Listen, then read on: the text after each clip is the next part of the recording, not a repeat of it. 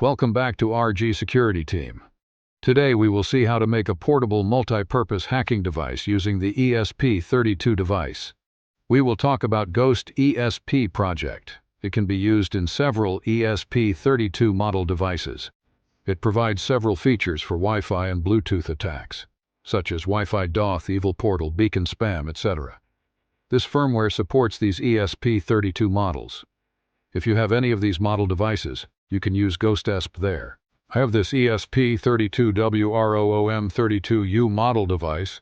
This model device has no internal antenna. I need to connect an external antenna to it. One of its advantages is that it can receive Wi-Fi signals from a distance. Before we begin, here's a few things to keep in mind.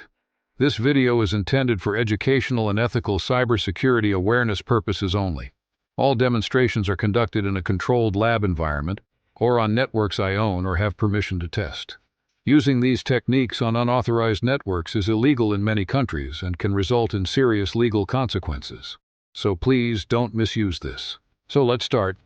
If you connect this ESP32 device to your system for the first time with USB cable, it will not support it. So for that, you need to install a driver on your system. Open this link in your browser and download the driver according to your system. I will give you the link in the description box. You will download it from there.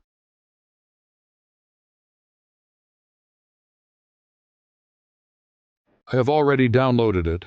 Now I need to extract the downloaded zip file.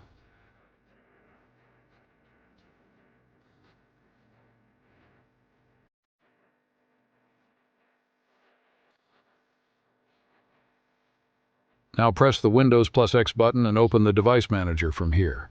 Then connect your ESP32 device to the system with a USB cable. You will find the device in the port option. Now right-click on the device and click on Update Driver. Now click on Browse Driver and select the extracted folder and click on Next to update the driver. I have already updated the driver, so I am not doing it again.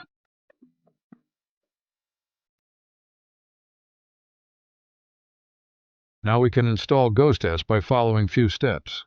For this, open GhostESP official link, then click on Get Started button and click on Flash your device.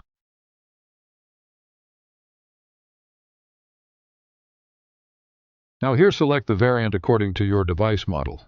I am using ESP32 generic model, so I selected ESP32 and continued. Now click on Connect button and connect ESP32 device here. Once the device is connected, click on Continue button again. Now here first you have to click on the Show Options button and set the frequency according to the device. Along with this, you can also set the flash size here. Then click on Project and select Ghost ESP. Then select Build. I am selecting generic ESP32 here. Check everything again and click on the Continue button. Now here first click on Erase Flash. Then click on Flash Firmware, then the Ghost ESP firmware will start flashing on the device. Here it will take a few moments to flash. Once the flashing is complete, you will need to reset the device once. To reset, press and hold the boot button for 3 seconds and press the reset button once. Then the device will reset.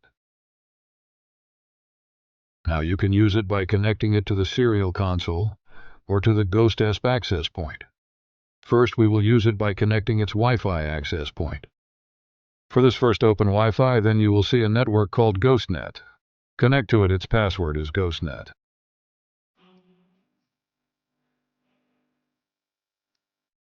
After connecting, if you open this link in your browser, the GhostESP graphical interface will appear. You can do everything from here too. From here you can configure the SD card pinout, set up the Evil Portal, upload or download files to the SD card, and from now on you can access the terminal. However, it will be best if used with an SD card. To use the SD card, a micro SD card module will be required. Since we are using it without an SD card, we will not be able to capture the Wi-Fi hash file. Now we will perform some attacks using the serial console. For this, first you open the serial console and connect your device by clicking on the Connect button. Now you can do all the work from here too. I have given the help Wi-Fi command here. Through this, we can see how we can use Wi-Fi commands. Now I have given the command scan app here, so it will scan the networks in our vicinity and show them here. You can see it is showing the networks in my vicinity. Now with the help of select command, we can select any network in the list here. For this, give command select-A, then give the number in the list according to your target. Here I am targeting my own network. It is completely under my control. Now I give the command attack-D. Then the Deauth attack will be started on the selected network. As a result, all the devices in this network will be disconnected. You can see here it is getting disconnected. Here my device is automatically connected to the GhostNet access point, so it is showing this error.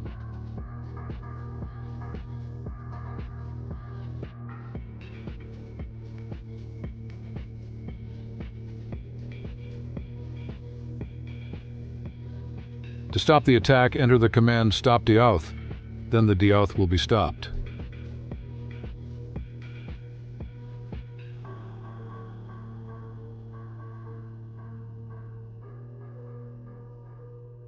Now we will see how to attack beacon spam on Ghost ESP. This is the help menu of beacon spam.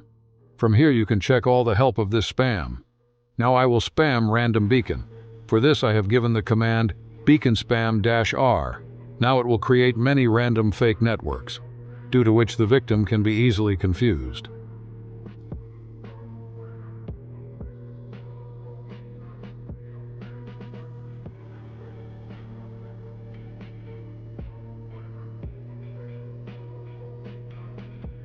To stop this attack, type stop beacon spam, then it will stop.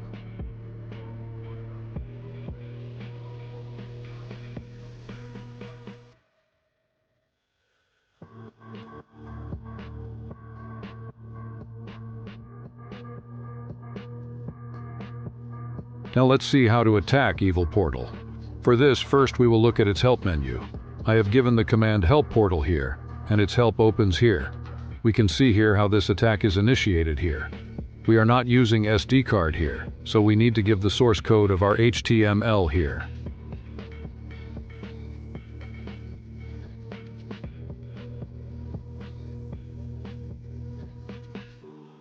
For this, first give this command. Then copy and paste the second command here. Then give the source code of HTML. I have created a very simple login page, for example. I'm giving it here. Then give the fourth command here. Then it will be ready for Evil Portal attack. To start the portal, I gave the command start portal Sethmuster. Then to start the portal, give the name with which you want to start the portal. Then you can set the password if you want. I will not set the password here, so I will not give anything. Now run it and the portal will start.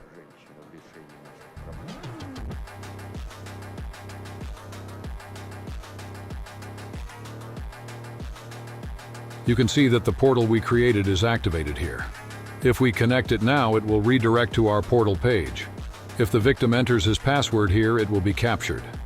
If the login button is not clicked here, it will still capture whatever the victim types, like a keylogger. You can see that I typed subscribe and it was captured. However, if you use SD card with it, you don't have to give the HTML source code like the portal page.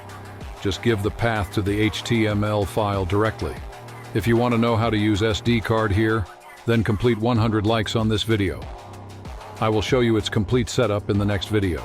And to close the portal, type command stop portal, then it will be closed. I will end the video from here today.